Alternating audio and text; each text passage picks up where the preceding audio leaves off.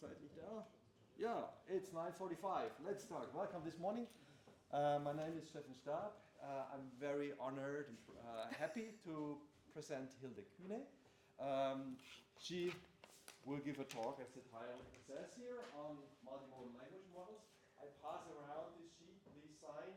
You will have some refreshments, but for that you need to sign or be sent to prison. Hilde has a remarkable career, starting out in Baden, in Karlsruhe, with Rainer Stiefelhagen. Actually, I've got a project with Rainer Stiefelhagen. Oh, yeah. And went on to become professor in Bonn, was stationed at Fraunhofer, and then as an affiliated professor at MIT Watson Lab. And after the stint at Bonn, came back to Baden-Württemberg and is now professor at the University of Tübingen. So I'm very happy to have you here and look forward to your talk. Yeah, thanks so much, everybody, for having me. Thanks again for the invite. It's great to actually drop by in Stuttgart and get to know kind of like the local neighborhood. So as you heard, my name is Hilde Kühne. I'm professor at the Tübingen AI Center at the University of Tübingen and also affiliate at MIT IBM Watson AI Lab. And I brought you kind of like a bit of a tour to our research in self-supervised multimodal learning. And just to kick off a bit, I guess everybody knows nowadays about multimodal learning. It has been around since forever, it feels, but it really kicked off with kind of like OpenAI clip model as one of the first kind of like large-scale implementations. And then you have all seen kind of like the nice features that we got with Stable Diffusion, division language chats that we can do with GPT-4 or Lava, and all those kind of like fancy models. And the interesting thing is that no matter what advances we have seen, training of such models is still mainly based on simple pairwise data. So usually data that's somehow scrapped from the internet, like image plus all text, or when it's video plus subtitles plus sometimes sound. And then over the years, or currently, we have kind of like two master algorithms that are holding our world together. One is the contrastive loss, and the second is autoregressive loss. And before I go into all the papers that I want to show you, let's just quickly recap so you have an idea what I'm talking about. So for everybody who's not super into multimodal learning, multimodal contrastive loss works in a way that you assume you have positive pairs, like for example, image and matching text because it came from the same source, or video plus subtitle from the same kind of like timestamp. And then you want kind of like embeddings for those matching pairs to be close together in your embedding space. So no matter if it's vision or language, it should have kind of like similar representation. And then you have kind of like negative pairs. So when you have kind of like samples from two different sources, you want them to be further apart in your embedding space. And as I said, the most prominent representative of that is the clip model, which actually does exactly that by matching the class token of the text encoder with the class token of the image encoder. And if you do that correctly, then you have those wonderful multimodal embedding spaces, meaning that you have an embedding space where technically you can take any text, project them into the embedding space, and then you can take, for example, whatever images you have, and you can search for the nearest one, and by that doing text-to-image retrieval. Or, as we are kind of like usually working with semantically meaningful class names, you can also do that for classes, and then you have zero-shot classification by just encoding class name as text, embedding it, and searching, for example, the nearest image. So this is what's kind of like holding our world together still. And then in 23, so not too long ago, on top of that, people started to use autoregressive loss to actually extend this concept to make those clip models kind of like talk to language models or to more advanced language models. And for that, the kind of like most common implementation is some kind of like lava-style architecture. And the way it works is we take this kind of like clip backbone with the nice embedding space that you have seen. And we want to connect this with kind of like a large language model, Vicuna, Llama, whatever comes your way.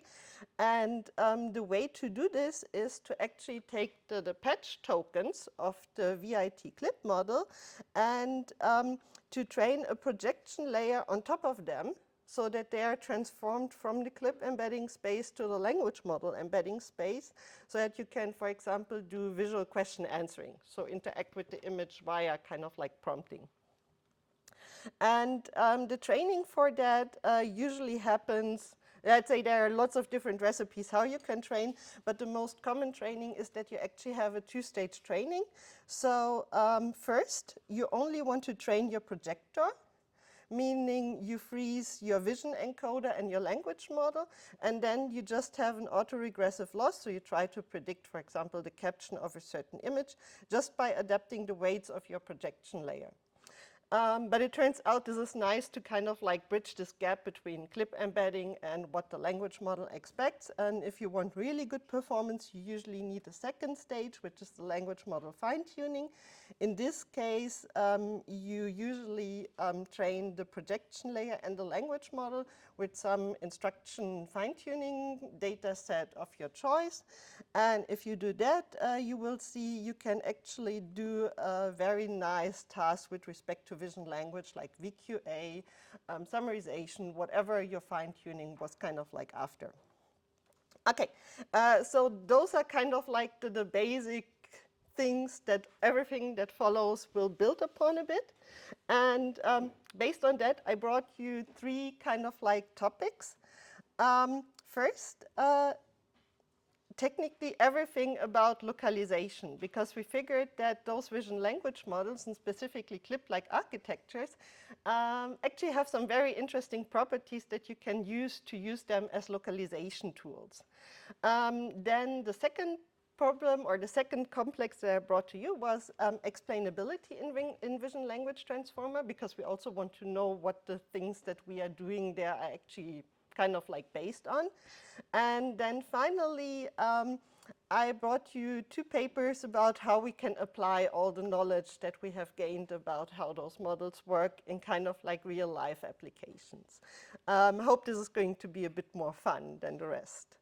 Okay, with that, let's actually start with localization abilities of those vision language transformer models. And not sure if you have ever tried to localize things with clip backbones, but if you have tried, you might have figured it doesn't work very well, or technically it doesn't work at all. So as a very vanilla experiment, if you just take a clip, OpenAI, whatever VIT backbone, and you try to compute the similarity of those patch tokens, so of the patch tokens in image, with the respective text class token from the text transformer, you will see you get something like that. So the airplane, hopefully you can see it roughly, is completely off. And you can also do this for your standard localization data sets like Pascal Walk, Context, Coco, and so on. And you will see that this all produces super bad numbers. And technically now you can argue, yeah, this makes sense, because we have seen technically clip was just trained based on a global loss. So it was just aligned the image class token to the text class token. So how do the patches know, or how should the patches know? There is nothing. The question was like, okay, technically it doesn't make sense, but do vision language models actually anyway retain some localization information? And the reason why people thought, yes, this might actually be true anyway, is that when you actually start looking at the patches themselves, so if you, for example, take an image with the mask of your choice, and you say, okay, I take a patch from the airplane, and I compare this patch with the similarity of all other patches, you see you're actually able to localize pretty nicely. Or if you do the same for the persons, probably don't see them here in the bottom, but you can trust me, they are kind of like two people standing around on the tarmac. Then you can see you can also localize the persons pretty well. So there is something there. The interesting problem is just the alignment is broken. So the patch tokens have the right semantic information, but when you try to match them to the text class token, there is no alignment between them. So technically, the patch tokens don't speak clip text language. And we are not the first to figure this out. Actually, there is a whole line of work on how to make it work anyway. And the paper that we got most inspiration from was actually clip surgery. And clip surgery has a weird idea. But anyway, let's say it was super hacky and was super weird when we read it the first time. Because the idea of clip surgery was, okay, you take your regular transformer block, and then after each layer, you actually branch out. And instead of doing standard key query self-attention, you actually only use the value to do the self-attention, and then you just forward the value attention to this alternative clip surgery pathway. And this sounds super weird, but interestingly, it actually worked. So when you look at the results, for example, here for the horse, you see in the surgery pathway, you actually get very nice alignment, very nice outline compared to what you get when you have kind of like the regular clip pathway. And this was so weird that we thought, okay, we have to look deeper into that. So we want to understand why this actually makes sense. And we ran kind of like tons of evaluations and studies on that. But the two key factors that we found that actually made this kind of like interesting version work is that by doing this VV attention in this alternative pathway, what clip surgery is actually doing is it's increasing the overall patch similarity. So when you compute the similarity, for example, of an airplane patch to all the other airplane patches, you can measure that this similarity actually increases with every VV attention layer. And the second thing that it does is actually it also increases the alignment. So when you measure the alignment, for example, of the airplane patch with the airplane prompt, you can see that for the regular clip or the regular kind of like transformer pathway, the alignment drops and then it gets up a bit, but not enough. Versus for the alternative pathway, it actually increases layer by layer by layer. So this was nice, and based on that, we thought, okay, it works. It's still a bit kind of like hacky. How can we do it better? And this is where we proposed GEM, so grounding everything module for localization in vision language transformers. And you can see we kept a lot of the architecture. So GEM also has an alternative pathway. The main thing that we changed is that we got rid of the VV attention block, which was kind of like a bit of a weird hack, and we replaced it with a proper self attention block. And what this self attention block is doing, technically, is doing self attention over everything. So values, keys, and queries, and then assembling over everything on top. But just to look a bit deeper into what's actually going on, it turns out that the self attention, so no matter which weights you use, actually works as a form of grouping, or think of it as something like an implicit clustering of tokens. And based on that, we thought, okay, let's make it a bit better. And the things that we made better is first, we thought, okay, when we have self attention, technically, obviously the values are a bit off compared to key query attention. So we introduced the normalization, actually together with the projection temperature. And it turns out that those two kind of like elements are very important, because if you don't do that, technically we figured you have a weird hyperparameter that you have to optimize, because the values that come out here, kind of like the best kind of like localization varies a bit based on those kind of like temperature, and we can compute this kind of like optimal temperature based on the attention that we get. And when we do this, we can normalize so that we always kind of like peak at the right point. Beyond that, as already mentioned, it's kind of like similar to k-means clustering, and we know k-means clustering needs some iterations. So we said, okay, this whole kind of like self-attention needs a few iterations. Turns out in practice 3 to 5 is usually best. And then ensembling over everything makes it again a bit more stable. And those are then the results that you can get out of that. So just to walk you a bit through, those are images from the Open Image v7 dataset, which is a very nice dataset for open world localization because it has 5,000 classes. So it's very kind of like big vocabulary. And you have, for example, classes like boxer. And you can see here, it catches the boxer out of the 3 people pretty nicely. But also for like tiny stuff, like for example, the violin. Which is visible here. You can see it gets it pretty nice. It can tell apart fruit from the tree, whereas tree here is mainly kind of like the branch that you can see. And even kind of like for more tiny details or kind of like weird classes like logo. You can see here it actually captured that there is a logo on top of this kind of like, I guess, movie or whatever advertisement. It gets the ring correctly. So you can see actually it has a very broad vocabulary and can figure out very nice fine details.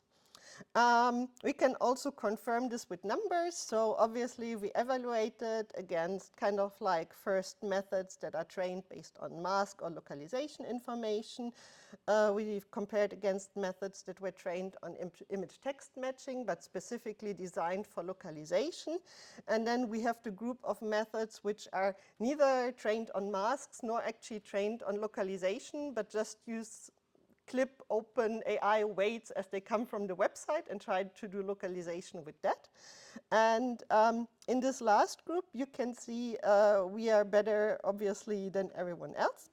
But what's actually interesting is when you compare all those kind of like training-free methods to the best performing ones of those which are actually trained for localization.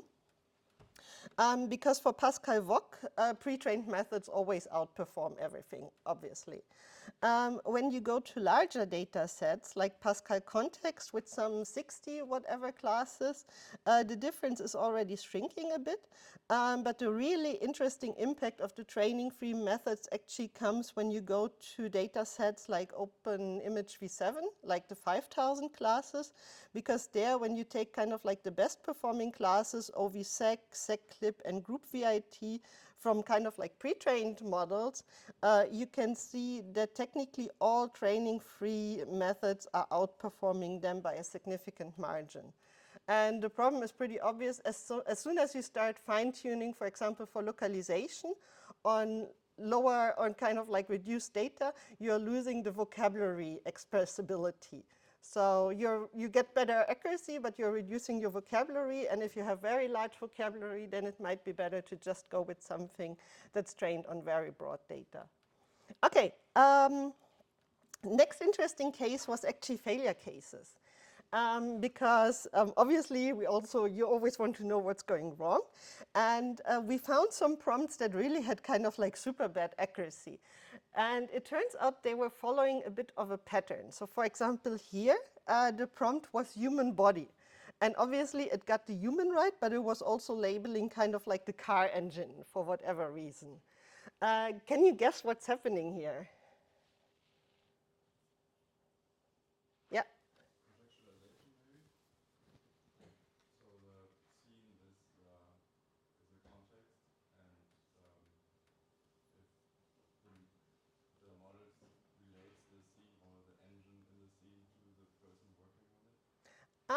Almost. Yeah. Yeah, exactly. That's the right one. Because what's really happening is that body can be synonymous for human body, but it can also mean the car body or the vehicle body in English. And therefore, there's this kind of like association that body is actually here most likely labeling the car body versus human is labeling the human. So we have kind of like this additive element. And based on that, you can also probably guess what went wrong when we were prompting for the vehicle registration plate. Because obviously what we get in this case is kind of like the decomposition of the vehicle or the license plate and the vehicle itself. And when you get both together, then you have the prompt. So the interesting thing is you really get what you're prompting for, but it might not be what you actually expect. And obviously we want to do better, or in this case we wanted to kind of like use this also for video, because video is much harder than kind of like images. And the interesting thing is if you go to video with this kind of like recipe, you will see you have exactly this problem, because most action annotations in video are actually usually verb plus object. So think of things like whisk egg, cut tomato, and so on. And the solution that we found for that was first, obviously what we need is a prompt decomposition. So for kind of like combined expressions, it turns out it makes a lot of sense to actually prompt things separately. And in this case, it turns out that the best solution was to just take kind of like the peak for every prompt and then just compute the mean over all kind of like possible locations, and then usually you end pretty much where you want it. Next interesting problem we found when we go to actions is that actions are actually abstract concepts. And you might remember I told you technically what we are trying is we are trying to group tokens of similar shape or similar kind of like origin together. Now obviously for actions there is no shape, or there is no kind of like dog token or whisk token that could be kind of like grouped together. And it turns out that this is a medium of a problem, and the solution for that is actually layer weighting. So technically what we found on the way is that with this kind of like gem pipeline, objects arise pretty much somewhere in the middle of your VIT transformer, because they have kind of like texture, they have shape, they have kind of like graspable features, versus verb kind of like cues actually arise much higher in the pipeline. So usually in the last 2 or 3 layers, because they are highly abstract, so it needs some time to actually form those concepts. And therefore, the solution was to actually weight different prompts with different kind of like weights. And we figured we can do this in a static manner, so just giving verb more kind of like weight towards the end, whereas treating object tokens consistently. But it also turned out to be a nice idea to have a dynamic weighting of layers based on the prompt that was actually asked. And when you look at numbers, you can see first we evaluated 4 different data sets, with Vehico and DALI being a bit more object-centric, and UCook and grounding YouTube being a bit more action-centric. And you will see to all the evaluations, they don't behave the same. So the verb ones are much harder actually to kind of like get. But what you can see is that sometimes static weights can be better for different models and different data sets. Sometimes dynamic weights can be better for different objects, for different data sets and different models. But overall, if you want something that always works good, it's always good to just combine the two and just use kind of like combination to get the best out of each world and not have to do some testing on some validation set. And based on that, actually, we obviously also have good numbers with respect to spatial action grounding. So you can see for Vehico and DALI, we are actually improving state-of-the-art significantly, mainly because we are good with objects. But even for UCook and grounding YouTube, we are a bit better, but you see here it's really much harder because actions are actually a very abstract concept. But anyway, we are able to get them with a model that has actually never been trained for localization. And in this case, having kind of like 1 or 2% margin improvement compared to localizing methods is already kind of like quite good gain. Okay, and with that, I'm happy to close the localization problem. So some lessons that we have learned from all this project is first, CLIP is actually good at localization. Don't dismiss it. But also keep in mind tokens that are arising within CLIP actually can be very similar to each other as long as they come from the same object. And if you kind of like know a bit the rules of the game, you can extend that to, for example, more complex expressions. What we are still struggling with is using it, for example, for temporal localization. So there is still some kind of like ground to cover here. Okay, with that, happy to jump to explainability. Because technically explainability is very close to the localization problem. So again, you want a heat map. The only thing that's changing now is you actually want a heat map indicating which part of the image is the most sensitive to the prompt that you are giving. So it's similar to localization, but it's not 100% the same. And it turns out that explainability methods that were around are mostly designed for CNNs, and they had some struggles with transformer just based on the way transformers operate. And the idea that we had, or the idea that we proposed, was actually, instead of having kind of like an explainability method that just based on the gradient that's propagated throughout the whole transformer architecture, we actually want to use a layer-wise gradient.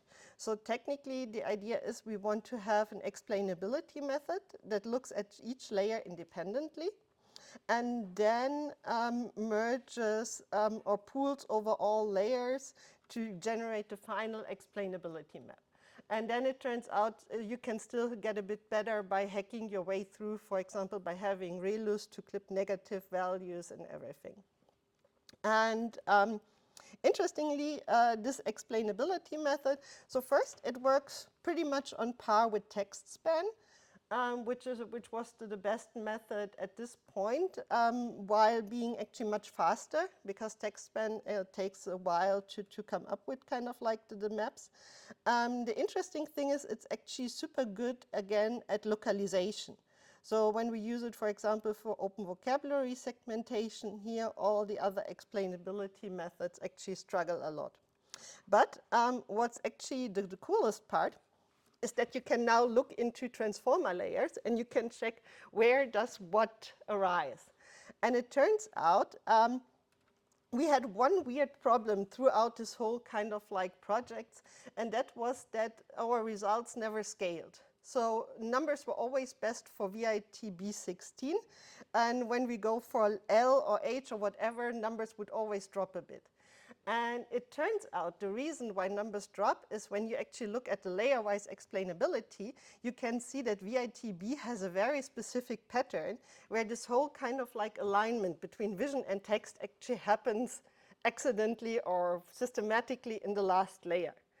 And the interesting thing is that when you go to bigger models like VITL or H, you can see that this kind of like alignment or the explainability between text and vision is actually distributed over the last usually 25–50% of layers, depending on the model. And therefore, any model or any method that mainly looks at the last layer obviously will degrade a bit compared to what you see here for VITB. And the solution that is kind of like part of a fix is obviously you can merge over the layers, which is what this method did.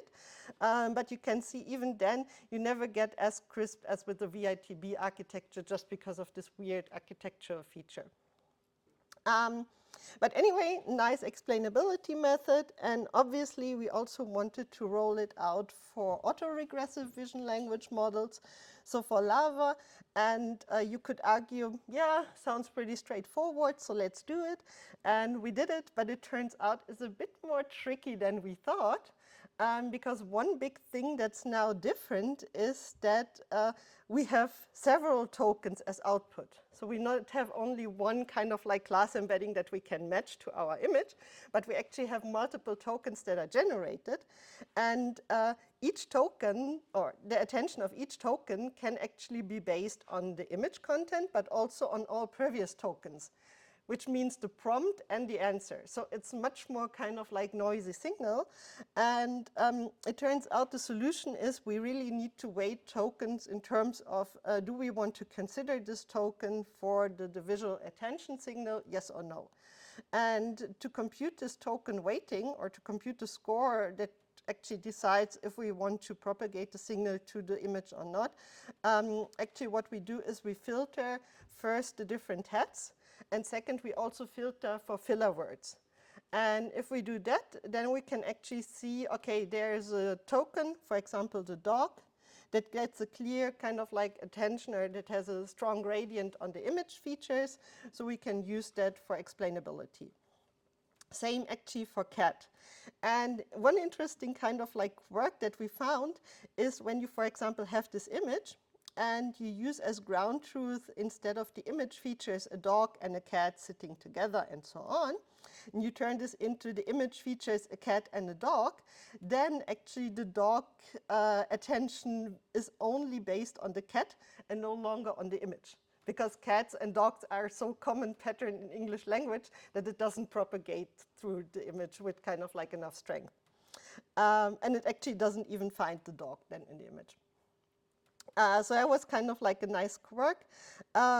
Obviously, to evaluate, because there's not much to kind of like check what you are doing in this case, we had to come up with our own solution. So we created Pascal VOC QA as a data set where we actually know ground truth locations for specific parts of the answer. And with that, we can actually measure our performance as well as the one of the others. It turns out actually even regular models like attention gradient are not too bad. But what's really kind of like the killer here is we need to remove the filler words from the sentence to actually get kind of like a clear signal. Meaning if you just take the attention for each token and you just sum up over everything, you just get a mushy, all red image in the end. Okay. With that, just to quickly summarize the explainability tour, and then we can get to why we actually, or how we can use all the stuff that we have learned. So the most important lessons that we have learned from explainability is that large architectures actually show very different behavior than standard VITB 16 architecture. Or the other way around, perhaps VITB 16 is actually the quirky one, and the large ones are actually doing the real stuff. But in this case, you have to keep in mind that layers behave differently. So not all attention and not all knowledge is accumulated in the last layer. That's a specific of the VITB.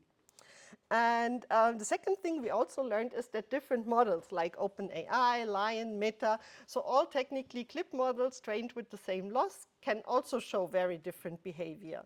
So for example, Meta actually is much better at localization than the Lion model. And even when you look at kind of like the footprint of the model, so which model gives how much attention for which class and which layer, it also looks very different.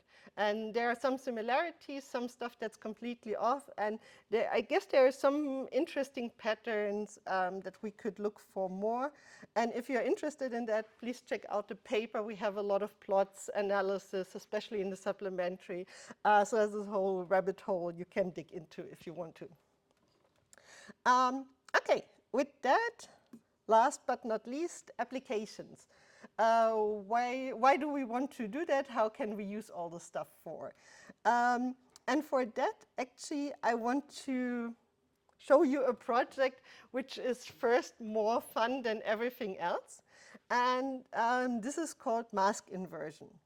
And the idea behind mask inversion is given you have an image, and let's say you have a specific region. Let's say you draw a bounding box or you have a mask, and you want to have an embedding for exactly this region.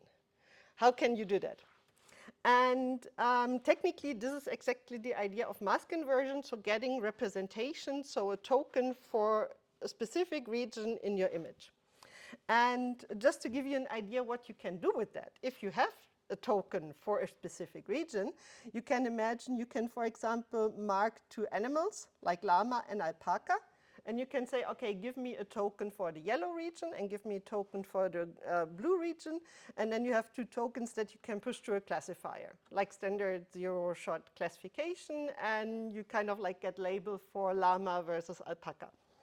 Another interesting thing you can do with that is if you have such a representation, for example, for the image here, not sure if you can recognize it's a cafe scene in Paris.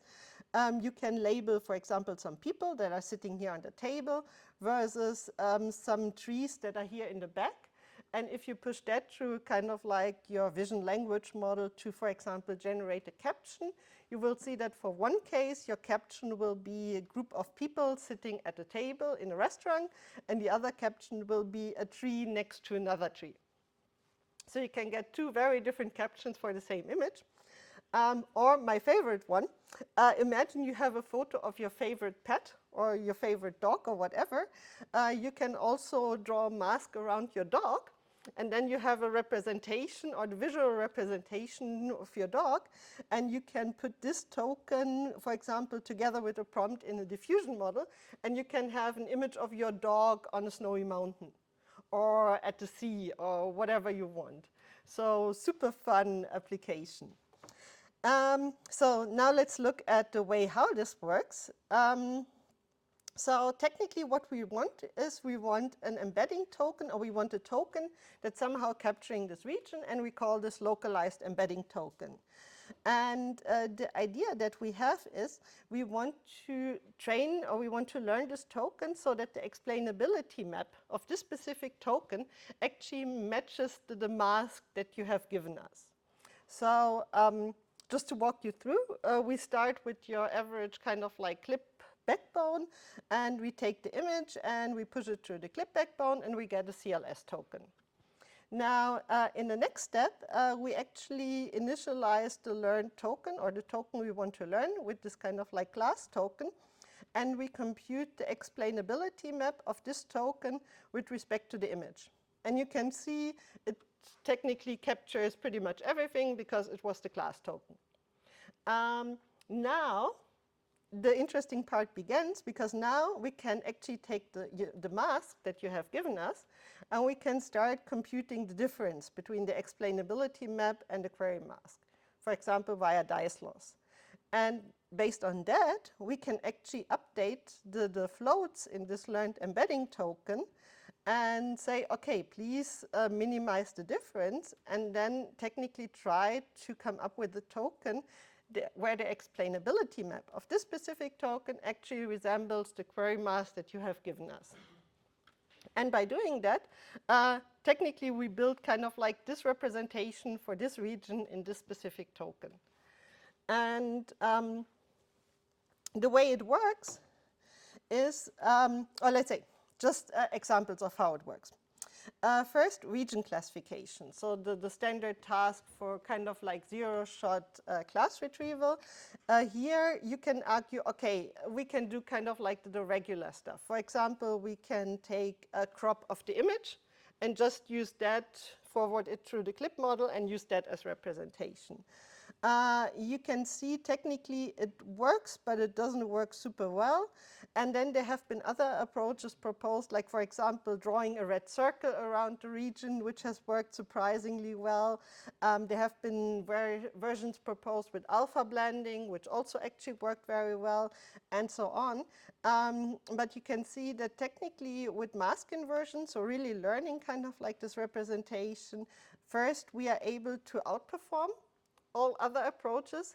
But what was even more kind of like interesting, or which made us a bit more happy than everything else, is that with this mask inversion local representation, for the first time we actually see scaling effects.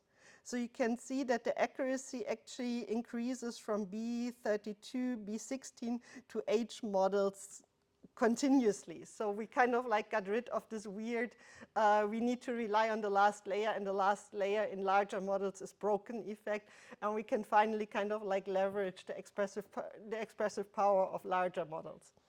So that was super cool, and we were super happy about that.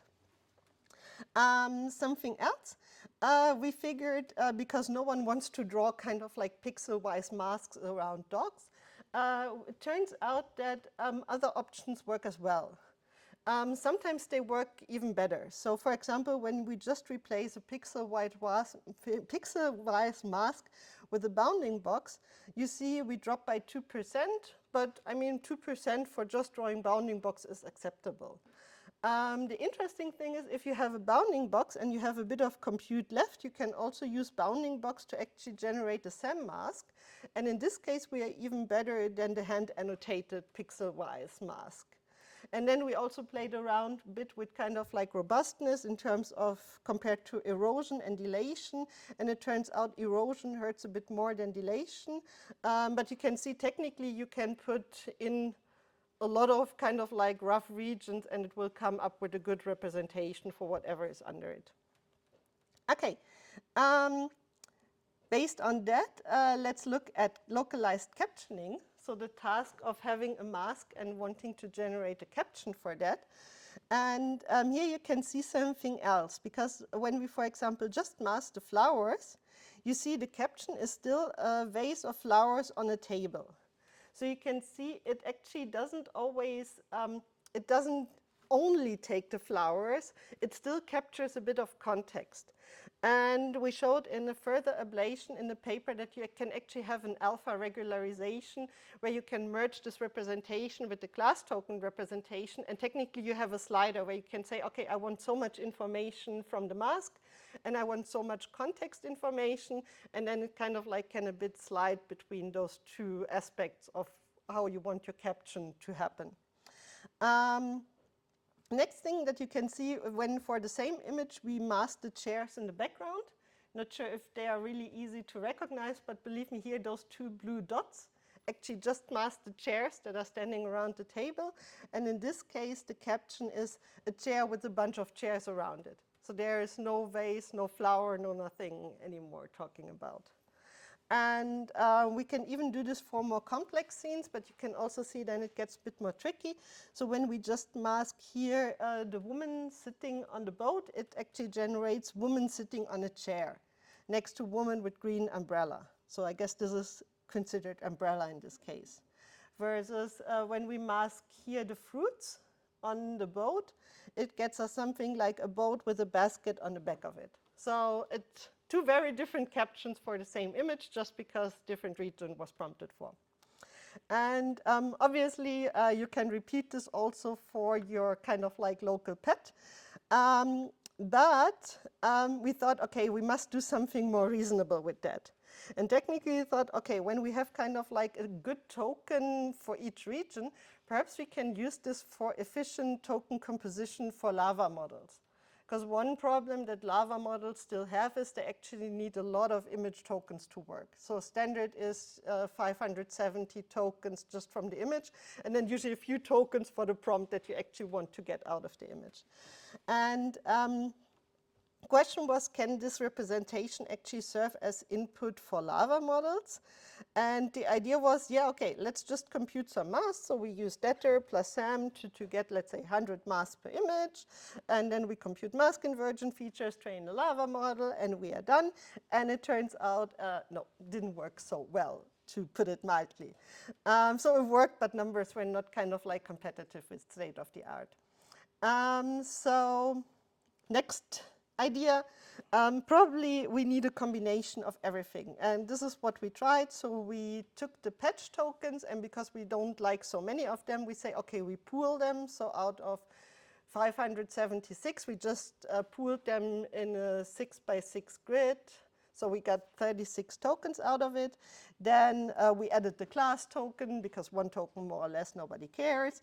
And then we added mask inversion tokens to the whole thing and combined them. And this is the architecture. And this looks a bit scary, but technically just keep in mind the blue box is generating pooled patch tokens. The orange one is just the class token, and the pink box is just generating the mask inversion tokens. We concatenate them and just train our lava model on that. And it turns out this is actually producing pretty cool numbers, because with that, you can reduce to the original number of visual tokens that you have in your standard lava model by a significant margin, so down to, let's say, 57, 30, 42, 29, and so on.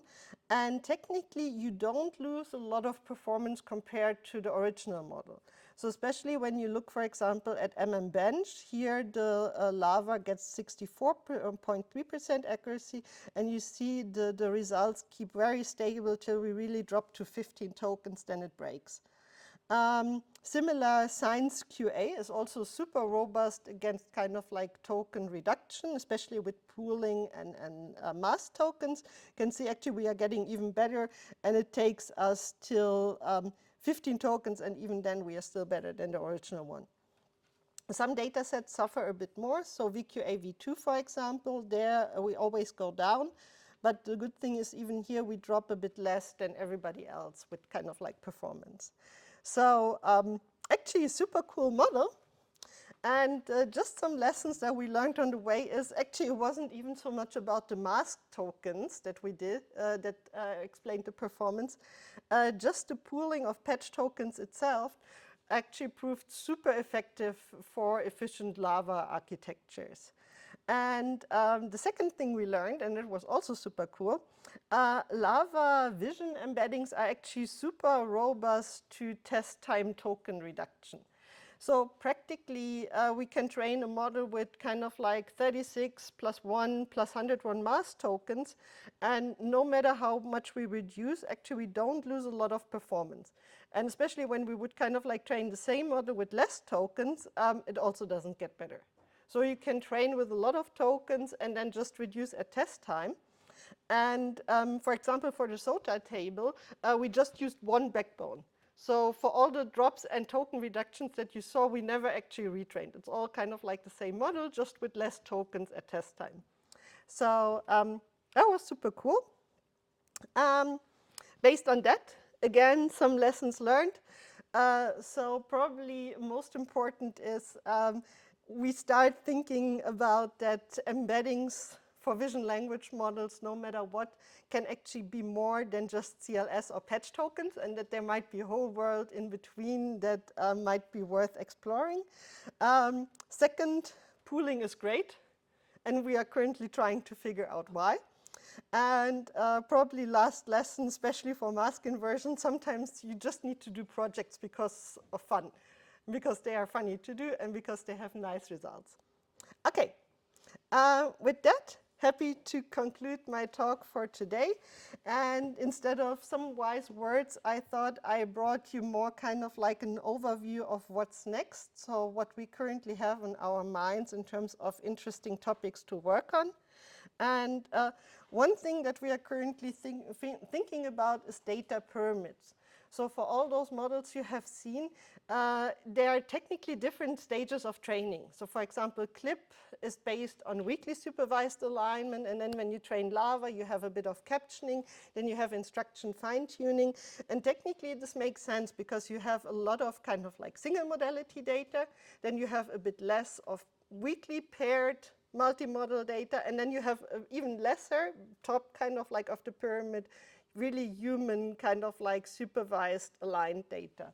And the one thing we are thinking about is, okay, how can we make best use of this data pyramid compared to just the hands-on approach that we are currently using?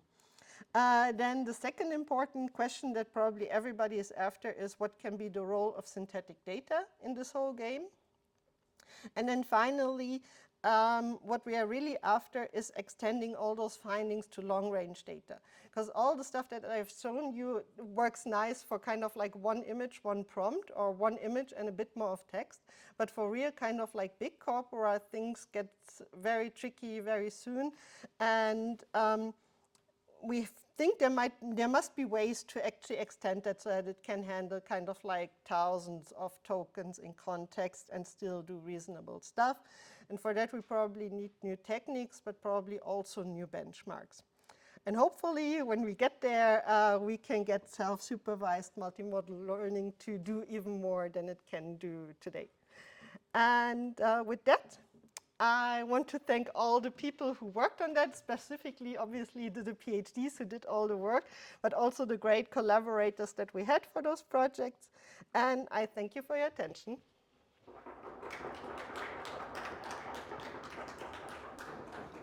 So, do we have questions. Please, when you ask the questions, use the second microphone because we record also the Q&A session. No one goes first, otherwise I go first.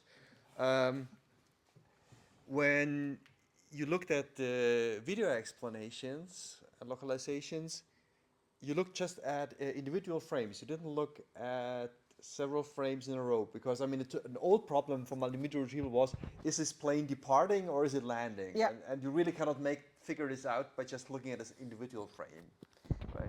Yeah, so technically it's a bit of a mixed bag. Let me pull out the slide. The answer is it depends a bit on the model. So for example, CLIP and OpenCLIP obviously are just image text models. So they process just one frame. And in this case, we tried to augment it with kind of like, for example, 8 frames, but it didn't change a lot. For VClip, VClip is the only really video language model. And for VClip, actually, it takes 8 frames as input. So there is a bit of kind of like small or shorter temporal scale. And there we see that especially for UCOOK and grounding YouTube, it makes a difference. So the answer is yes, but the model needs to be trained, needs to have been trained on video data. And then we can even do it there. And then, yes, there will be an improvement. Okay. I had a question about the explainability methods. Yeah. And you were saying that you had to reweight certain layers within the model to be able to improve the result. Do you think this is because your explainability method is too noisy to actually be able to pick up? No, that's mixing up 2 different things. So for the explainability, we don't do layer-wise weighting. So the layer-wise weighting was just for the localization. Yeah. Because for explainability, it wouldn't make sense. What we do here, so if you mean that? I mean this, yes. Okay. So technically, this is the token weighting scores are not kind of like weighting the explainability map. It's just kind of like, so weighting is probably the wrong word here. So technically, it's just a per token score to figure out which token is actually grounded in the image versus the text, so prompt or context of the answer. And technically, then we have a cutoff, I think, at 1 point something, or even at 1.0. And the explainability map that we compute in the evaluation is just based on the explainabilities for those tokens that have a higher score than the threshold. Yes. But it's not affecting the explainability. So it's not that we give each layer a different weight in this case. It's really just which token to use, and that's it. For the final explainability map. Yeah, exactly. Yeah, so my question was in regard to that. If you had an explainability method that could perfectly separate all of the maps for all of the tokens and have the correct influence of it, wouldn't the weight be built in some sense? So what you're doing here is you calculate the explainability for the map for every token individually, and then you try to weight it so that the resulting explainability map is as faithful as possible. I know, so again, we are not weighting the explainability maps. It's just which one is used. So this here just means, let's take, for example, the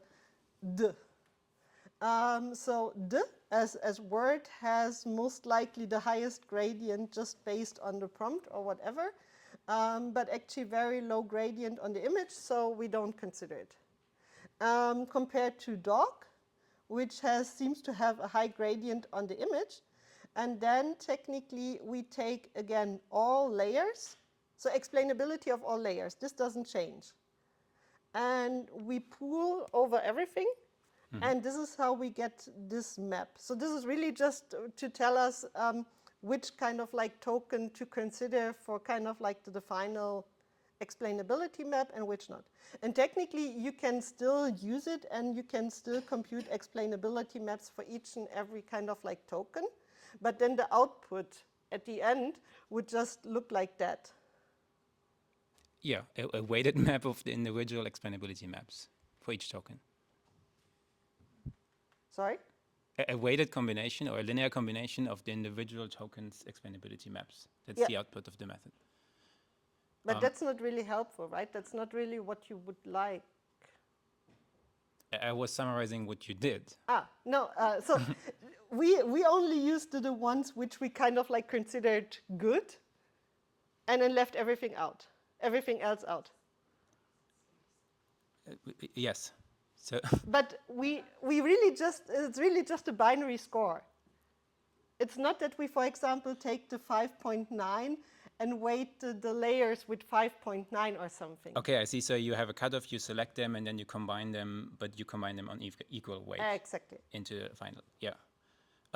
So with regard to that, my question was, do you think that if you had a method that would be able to distinguish exactly the influence of each token, that you wouldn't have to do that because the explainability maps for D and image, everything that you didn't consider, would be completely empty and had no noise in it?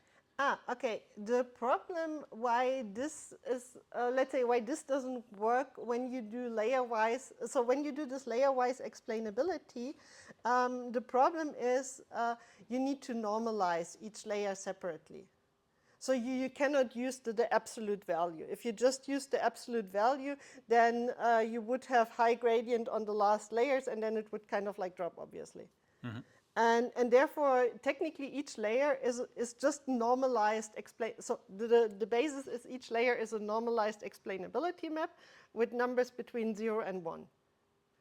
And therefore, even when we would have a D, it would generate an explainability map with numbers between 0 and 1.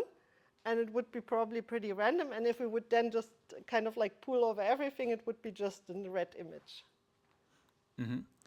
And the reason why we need to do this normalization is if you leave it out, the problem is different words have different gradients.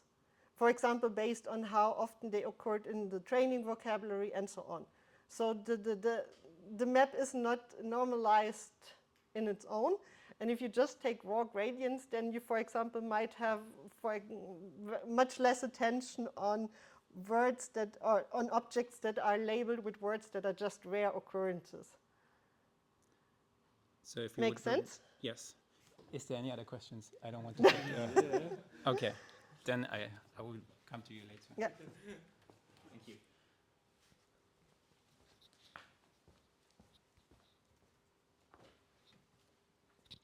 Thank you very much for the nice talk. I have a bit of a general question. So this was, the talk was very strongly about vision language models. Do you see any future for unimodal vision or language models? Like, will we need things like Dino in a few years, or do they have any advantages? And the second question I have is, from what I understand, most of these methods could not be applied to models like Dino because it's very prompt based, or do you think there is some transfer that could be made to, like, the Dino is an example of models which don't have this joint embedding space? Yeah. So probably first, as disclaimer, we are mainly using standard backbones because of comparability, because this is where the most kind of like similar methods usually operate on. I was always curious about trying, for example, this for Dino-based models. I have a feeling, and I think we tried at Dino at some point, Dino has a bit of less semantic explainability, or semantic kind of like correlation, because it has very nice kind of like localization features, but the semantic correlation is then harder to establish afterwards, especially for kind of like this large vocabulary problems, because then I guess you would have to really train or fine-tune, for example, your lava model with very broad vocabulary, and this is something where we didn't go into yet. But yeah, so I don't think it's limited to vision language models per se. It's just they are around and they are easy to use, and I guess 95% is convenience.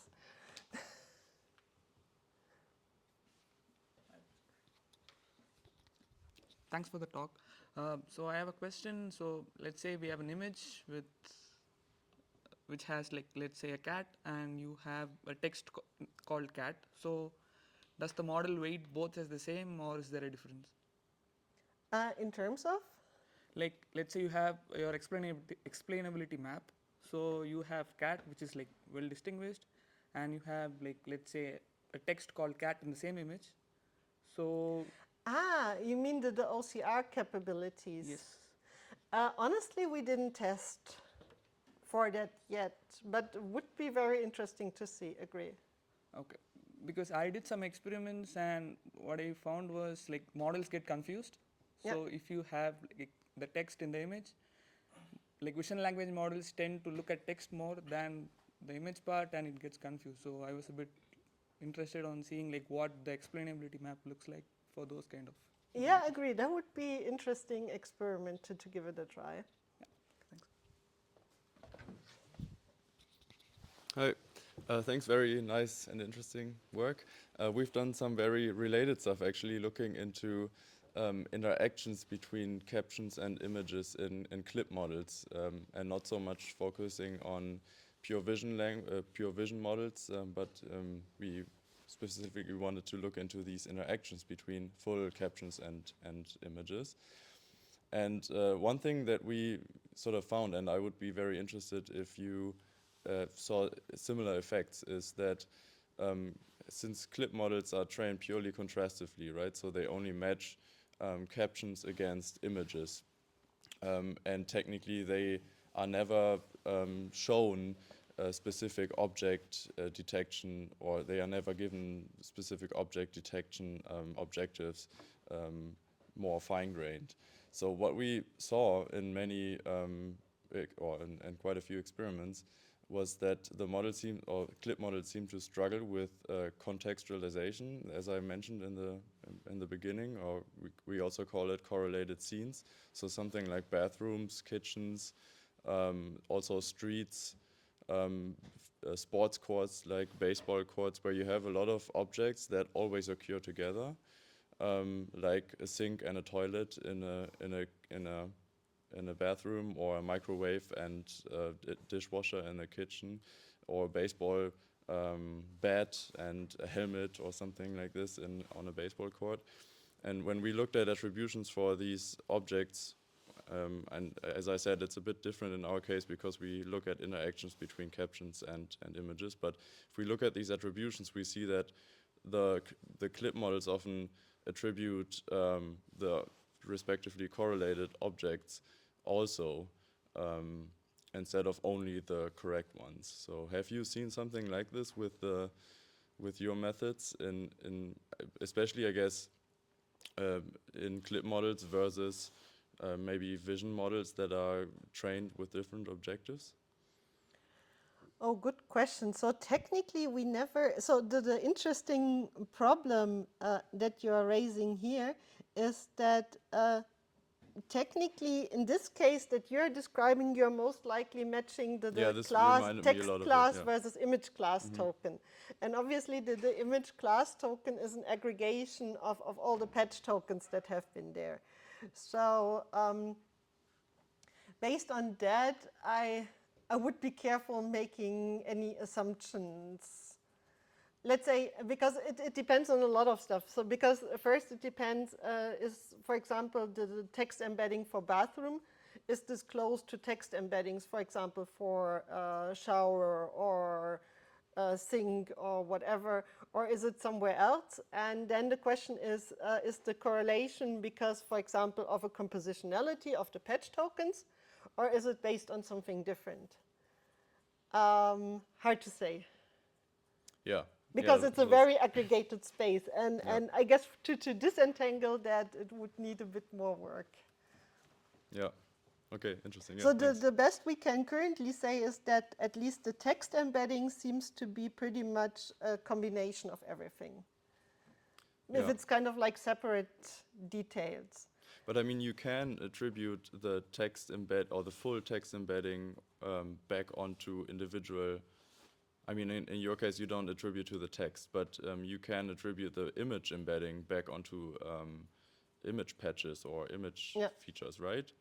So, yeah. But the other way around, for example, when it's for example, when we would probably prompt this one here as street scene, then it would pretty much label the street. Yeah. Because street. Okay. Yeah, thanks.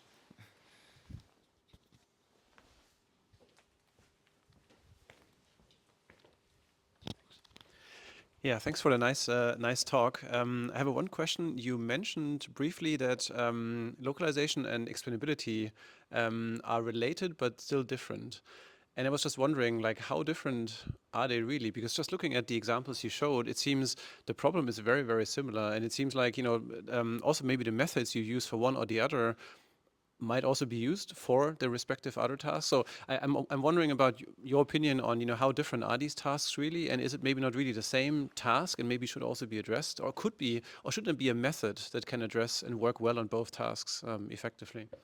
Yeah, so the reason why I draw where I draw the line in my mind, so mentally, is for localization, usually we really compute cosine distances of embeddings. So for localization, we really say, okay, patch embedding, class embedding, what's the distance? End of story. Versus for explainability, we compute the gradient with respect to a certain, for example, prompt. And so it's conceptually very different. Also, it results in the same nice heat maps sometimes. But it's, let's say, it's for me, it's two different informations. Have you ever looked at how, when you would apply the one method to the other, how different the results would be? Yeah, actually, I think we benchmarked mask inversion, but this also doesn't count because this is also distance-based. So no, not really. But when we look at the explainability segmentation, it's okay, but it cannot really compete with kind of like high-level clip embeddings. For example, here, I think Pascal Vogt, or no, I'm not sure. I would have to look for 4 tables to really put them side by side. I would have another question. I was fascinated by your observation about the abstractions of verbs, right, of actions. And have you observed any kind of generalizability of the methods? Like I can break a glass, I can break a vase, I could break a ton of other things. Did you observe any kind of generalizability, or is it rather just that it's all hooked very closely to the object, or to the objects that are typically broken, for example? Yeah, so verbs are interesting. I agree with that. I have one example here for the qualitative ones. And technically, when we look here at the verb prompt, so in kitchen scenarios like cutting, whisking, verbs are usually always very strongly focused on hands. So there's usually always very high attention on hands. But for example, we see here for pulling, it actually focuses on the kind of like rope that's pulling something. And here for catching fish, it's just always the bird, no matter what. But I agree, that would be something very interesting to look at if verbs in different contexts, for example, focus on different kind of like elements of images. Okay, cool. No further questions, then thank you again very much for a wonderful talk. And of course, everyone is still invited to have a chat here with Hilde. I guess you will